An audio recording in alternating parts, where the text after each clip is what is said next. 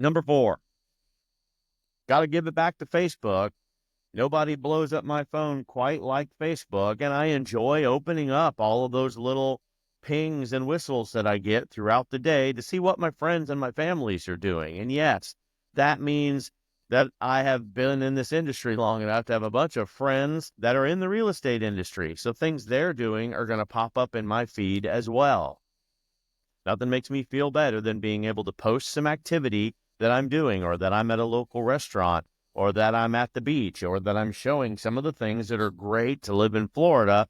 And my friends call me saying, "Hey, saw your post on Facebook today. That was pretty cool. Where is that? How do I do it?" You want to speed up a process like that, quickly find some leads that might turn into listings, spend the time and the effort, run effective Facebook ads, or at least at the very minimum, post what you're doing and where you are in some of the neighborhoods. Google display network ads are your best bet as well. They do really well on this. And yes, running optimized advertising is going to cost you a little bit of money, dominate some of your time, but the potential rewards here are massive.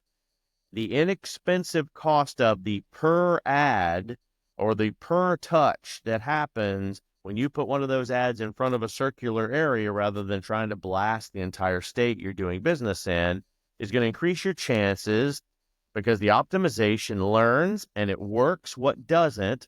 And these companies like Facebook make the changes necessary to make sure your advertising gets in front of the right people. You don't have that experience. Let them do the work for you. It might surprise you to know that pretty much every single lead generation service that agents pay for uses the same strategies. They generate the same types of leads online. They create the offer of value, the personal home evaluation, or home maintenance checklist, or things that I can help you do as a real estate agent that you don't want to do as a home seller yourself.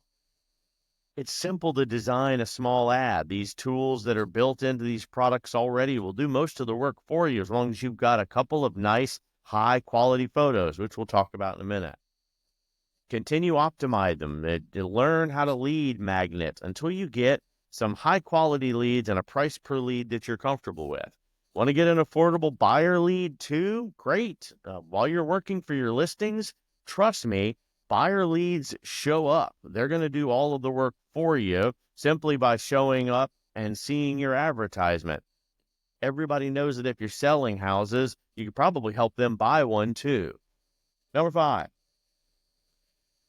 you can purchase exclusive seller leads from companies too. They are not great quality, but again, you get in front of enough people, it's going to help you improve your conversation, improve your skill set when you're talking directly to clients, help make sure the vocabulary is smooth, your eye contact works well, you being able to produce nice marketing materials to leave behind with your clients, going to go a long way to your success. You might consider even outsourcing some of your lead gen strategy that way so that you can utilize your budget of success to consistently build more listings and ultimately buyer leads too. It takes one closing from all of this effort to pay for a year's worth of exclusive lead gen. Conversion training is a little bit more complicated, but you can come here and we give you free classes online. And if you really want the benefits of our services as a brokerage, come join us. We have in exclusive classes and detailed deep dive courses as to what you're doing in your business that we can help you do better, stronger, strengthen your skill set, and make sure that when you're in front of your client, you are always on your A game. Number 6, here's an oldie but a goodie. FSBOs, the right way. You need to learn how to prospect FSBOs. For those of you that are clients listening to the class, I know I've got a lot of them because I've got more client questions than I ever get realtor questions, especially on our live feed. And thank you for that. Keep those questions coming. I'll hit those at the end of the class today. No matter what's happening in the market, there are always going to be people who think they can get a better deal or pocket more of their money by listing it themselves. Sold my own home 20 years ago. I know the process. I know what I'm going to do. They don't. They're not going to do it better than you. and you're smart enough to walk them through a polite conversation to show them why. 30-second Google search or a chat with literally anybody, even remotely familiar with real estate, is going to tell them that they absolutely can't sell their home themselves for the maximum pricing, much less negotiate against a hardcore realtor on the buyer's side. A realtor will eat an individual person's lunch when it comes to sales negotiations. That's what's going to make a FSBO a great source for a listing in any market, even if we ever go into a recession. How do you get started with something like FSBO running? 2 easy ways that I think you can always beat the competition. It relies on simple psychological principles that allow you to help understand FSBO's needs and help understand how FSBOs need to meet with you. Practice, practice, practice your conversational scripts. Then practice some more.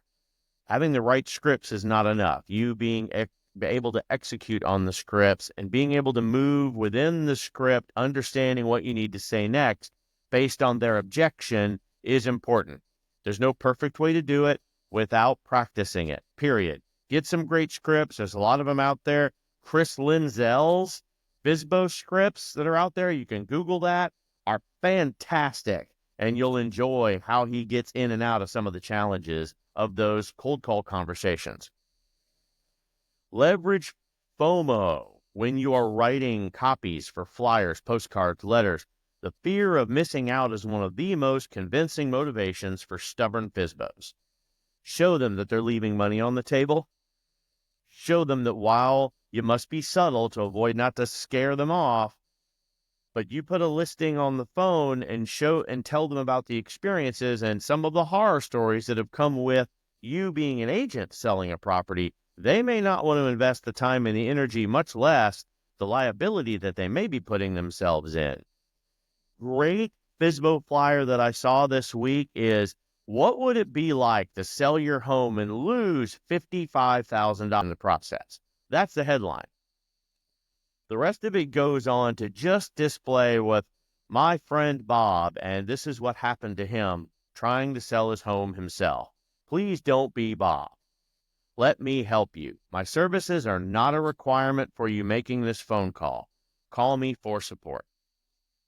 Great header. Uses a little bit of fear factor, which I try to avoid typically in my sales pitches.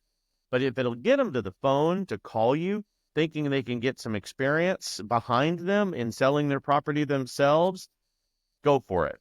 It'd be a fun Facebook ad. I'm trying to figure out how to do it and incorporate it with Halloween. Don't get the spirit scared out of you. Call your local real estate agent for some true advice on how to sell during the holidays. Number 7, you need to collaborate more. You are not in a silo, and you shouldn't be working that way. You can join a team. You can help a junior agent. You can find a mentor yourself. And again, I don't care if your bright, shiny license card is just come out of the box or if you've been doing this for 2 decades. This is about becoming better in your craft, honing your skills. You watch all that TikTok crap of how open a cereal box, and I didn't know how to open a cereal box properly until I saw an ad today. Trust me, working in real estate's exactly the same way. Yes, we all know the basic principles and the ways to sell houses. There's a reason that we are better agents than 99% of the agents that are out there, and it's because we understand what goes wrong, and we can help see around corners for our clients, and we can help keep them out of that fog and that muck and the mire of the swampy process that is the real estate sale. New agents trying to build their brand should not have to try to crush it alone. That's why they have to work with a brokerage. That's why they need to get a brokerage with good training. That's why they need to have access to a broker so they can get some one-on-one time and they can become better agents. Here at Keystone, we are all about that, making you better at what you already do, giving you access to professional opinions that will help you get out of your own head and help you execute against something that you need to do. What's the difference?